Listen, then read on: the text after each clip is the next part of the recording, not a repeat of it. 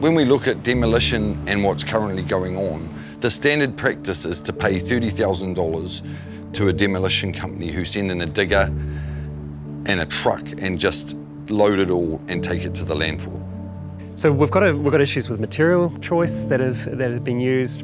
And then we have the issue of time, where we're needing to now clear this site very quickly because time's money. And so we get these pressures of wrong material, not enough time, not enough money, and we have to deal with it fast.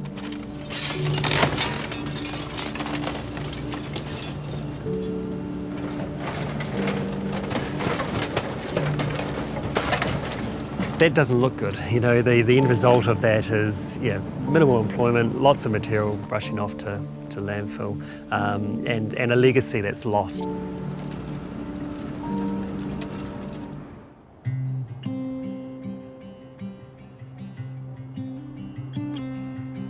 Give us the same money, and this is what we'll do.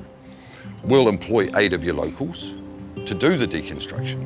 We'll employ another 8 of your locals to sort out the materials once it is deconstructed. And then we're going to employ 5 or 6 people to reuse those materials. This saves trucks going to the landfill. It saves the landfill being filled up with native materials. And it creates jobs and a positive environment around the demolition.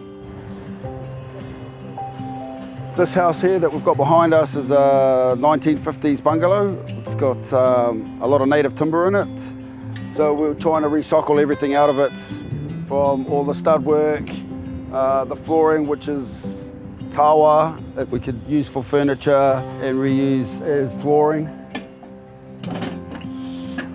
Get all the framing down, and then you're down to the floors, and then you start lifting the floors with Tully's amazing tool over there. You can see it here. It's beautiful. That he's made himself? You can see it. It's, the tongue and groove is coming nice. It's not broken. It's actually a quicker process because you don't have to wait for all the consents that you might have to have when you do a demolition. So you can get it started faster. You're on site longer, but the overall process is generally quicker. So what we've got here are the windows from the deconstruction that were pulled out. Obviously we want to try and reuse these as well. All the interior framework, which is all 4x2. The cladding's all stacked up here in the process of denailing it. We've got architraves here, which can all be reused as well. You've now created a whole bunch of jobs, and they're good jobs, you know, the jobs where you're taking this house apart piece by piece. And then you're able to, once you've separated out the materials, you can send it to different areas and do different things with it.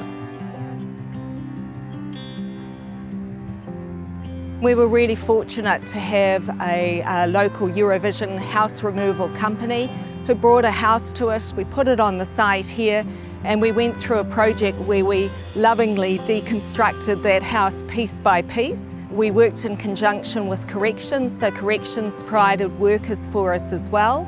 And at the end of the project, we were able to divert 83% of what we had stripped off the house away from landfill.